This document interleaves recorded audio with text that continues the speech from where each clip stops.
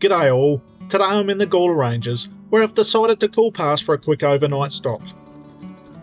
Travelling around 465 kilometres west of Adelaide to Kimber, a small town advertised as halfway across Australia when travelling east to west, or west to east. Kimber is famous for its painted silos and its large pink galah. Heading north out of Kimber for another 101 kilometres via the Buckleboo Road, I'm heading to the Gawler Ranges. A land of rolling hills, granite outcrops and wide open plains. With our seasons recently changing from summer to autumn, rain is not just a scarce commodity out here in the Gawler Ranges, but the entire state of South Australia. Still warm and dry. Wind was also a problem, as you will see by most of my footage. These conditions creating havoc. Although around in numbers, the diverse and abundant wildlife seemed scattered and apprehensive about some guy with a camera getting too close. However, given these unfavourable blustery conditions, I still managed to find some beautiful wildlife in the dry but picturesque Gawler Ranges. Like this common wallaroo, a marsupial in the same family as kangaroos, with many similar characteristics. At times, it can be difficult to distinguish between them. With its black nose and larger ears than a kangaroo, the common wallaroo prefers a solitary life, where kangaroos prefer to congregate in groups called mobs. While birds were scarce and shy this trip, this grey butcher bird wasn't, tree hopping and happily going about its business. With a hook on the tip of its top beak, the butcher bird will often place its prey in the forks of trees, which is where it gets its name from. A perch and pounce hunter, feeding on such things as insects, small birds and lizards. It will also eat fruits and seeds. Fluttering around beneath the shade of the mallee trees are these meadow argus butterflies. Appearing to fly in short bursts, they are quick and agile in flight. When they have their wings folded up, they are camouflaged well with their leafy surroundings. When they fold their wings out, they reveal their beautiful patterned wings. Their beautiful patterns on their wings, a mirror image of the opposite side. This mirror image, where the left side is the same as the right side, is called bilateral symmetry. A beautiful encounter in such a dry and arid environment. A second wallaroo, inquisitively looking at me in between mouthfuls. If you compare the difference between this wallaroo and the next footage of the western grey kangaroos, you may spot the difference. Kangaroos don't have the black nose, have slightly smaller ears, and are not as thick through the neck and body. When out on a trip, I always like to have a look around once the sun has gone down, and one creature I'm always very happy to find are these amazingly coloured and patterned thick-tailed geckos. A gecko I have featured in one of my previous videos, with 5 digits on each skinny limb, loose skin covered in tubercles, and a heart-shaped bulbous tail, their body covered in perfectly placed yellow to white dots. With fused eyelids, they cannot blink, so lick their eyes in order to keep them clean. This one here has lost its tail at some stage. As a defence mechanism, these geckos can drop their tails, a form of self-amputation called autotopy.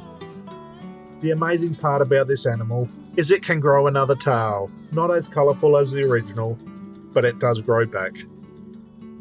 An amazing, beautiful coloured creature.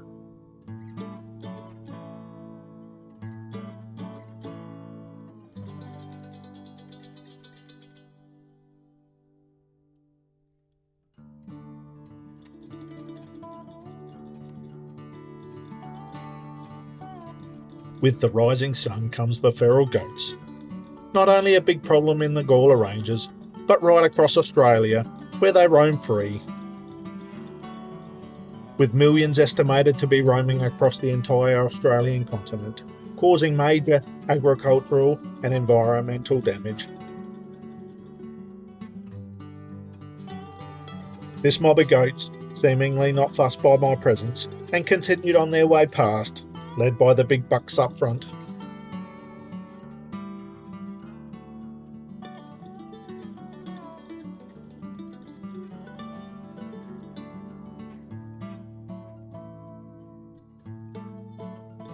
This pair of western grey kangaroos, already on high alert due to the passing of the goats, coming out to feed in the open while the morning is still cool, before retreating to the shade of a nice bushy tree.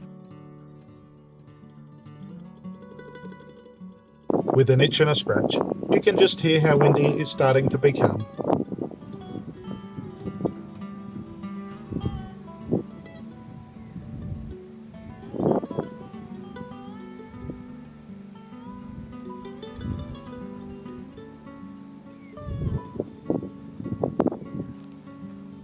One thing's for sure in the Gawler Ranges, there are a lot of kangaroos and a lot of goats. Including this one, apprehensive about trying to pass me in order to get to the rest of the mob of goats. With the mob already moved on well into the distance, this lonesome straggler, crying out in anguish, trying to get some attention other than myself. Some Australian magpies, surveying the land for anything that moves. These iconic Australian birds prefer open areas where they will mainly forage on the ground, feeding on insects and other invertebrates. Found across the entire Australian continent, they are common birds and very territorial, and normally found in groups of 3 to 20. A mob of kangaroos making a hasty exit. Nothing more Australian than a mob of kangaroos bounding across the Australian landscape. An Australian ringneck, taking refuge in the dense bush. While around in numbers, they would not sit long enough for me to get any clear footage. But even with this poor footage, the beauty of the bird still shines through. A peninsular dragon, appearing from nowhere on this rocky outcrop, out-sunning itself and catching a meal. Its beautiful patterns and colours draped across its long, slender body. Just look at that long, slender, pointed tail. Very quick and agile, and before you could blink, it had disappeared as quickly as it arrived. With the birds teasing me from a distance, I'm glad this beautiful singing honeyeater popped out of the bush. Out of all the species of Australian honeyeaters, the singing honeyeater is the most widespread, being found in all mainland states. Foraging on nectar, fruits and insects. With the singing honeyeater flying off into the distance, I look down and notice these ants fussing over these lerps. By this time, the wind has become very strong, so I'm actually holding the leaf as best I can to get suitable footage. However, there is still a lot of movement, but I persisted on. Underneath these white sweet covers are the nymphs of a psyllid. These nymphs in the larvae stage make the covers for protection against enemies and dehydration. Both the nymph and the fully grown psyllid feed on the sap of certain trees. Along with the lerp, the nymph also produces honeydew, which is more likely what the ants are collecting, and in return offering some sort of protection.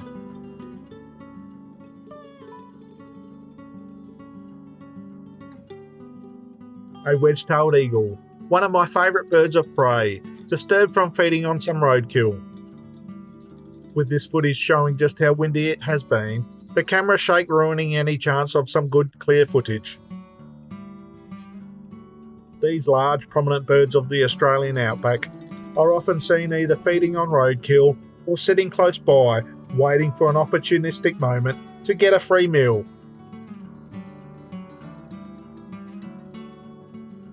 With this special encounter with Australia's largest bird of prey bringing this video to a close, I hope you enjoy this brief look at only a fraction of the amazing wildlife of the Gawler Ranges. I plan to head back soon for a longer trip, when I hope it will be less windy. So subscribe if you like to be notified of the next video, and give it a thumbs up if you like. Thanks for watching.